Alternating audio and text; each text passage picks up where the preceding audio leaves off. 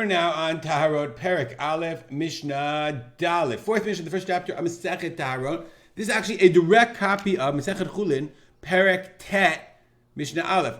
The Perek Tet Mishnah Aleph is called Ta'or V'Harot. They'd be based on this Mishnah, but it's exactly the same Mishnah, but now we understand it in context. We're going to talk about what is in a normal behemah, normal animal. Let's say you have a cow or a calf or whatever, and you want to know what parts of the animal are mitztarev, are combined or considered vis-a-vis for a tumah, or what parts of things that are consumed. So ube behemah, regarding animals, ha'or va'or, the skin, v'harotev. Rotev is like sauce, or sauce that's connected to meat. If you cook the meat, you have sauce. V'hakipa. Kipa is spices, like, if you make a little stew of onions and garlic and the delicious cholent. V'ha'alal. Allah Kahati says are the remnants of flesh that stick to the skin when you skin the animal. So those remnants, v'atzamot, bones, v'agidim, sinews, v'akarnaim, and the horns, v'atlafayim, and the hooves, all of those are mitztarfin l'tamei tumat ochlim. They are mitztarf to be mitamei tumat ochlim. If you want to have tumat ochlim, okay, even though they're not eaten on their own, nonetheless, remember we said if you want to have a kazayit of basar, right, or I think it's kebeitza for tumat ochlim. You need a kebeitza, we said, for tumat ochlim. Kazayit is for food, but kebeitza for tumat ochlim. I don't remember exactly.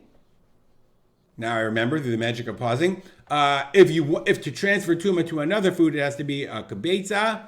But if a person eats it, it's a kazayit. So all these things are mitzarfin the tamei tumat ochlim. They're considered either accessories to food or part, but not food themselves, but they are mitzaref for tumat ochlim. Avalot tumat neveilot.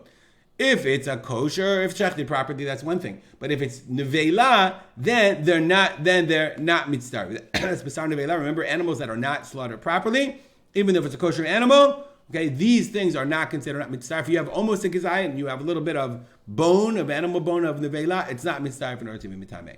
Kiyotzebo means similarly. Okay, and that we'll see ashochet behemat tameah. In a similar manner, kiyotzebo means if you slaughter a non-kosher animal, la nochri, for a non-Jew, you slaughter a horse or a pig. Okay, you slaughter a hog for the non-Jew, and it is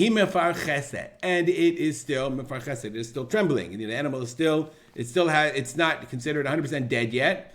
Then mitamah tumat ochalim. It can be mitamah the tumah of food. Avalot tumat nevela, but it's not a nevela yet. It's not once an animal is a nevela, it's mitameh.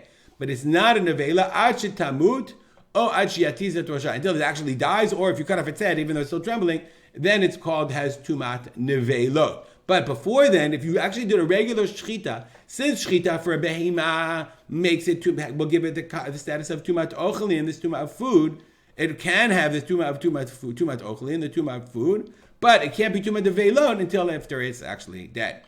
Says the Mishnah. We're going to go back to the rules that we said of all these extra qualities of tumat ochelim.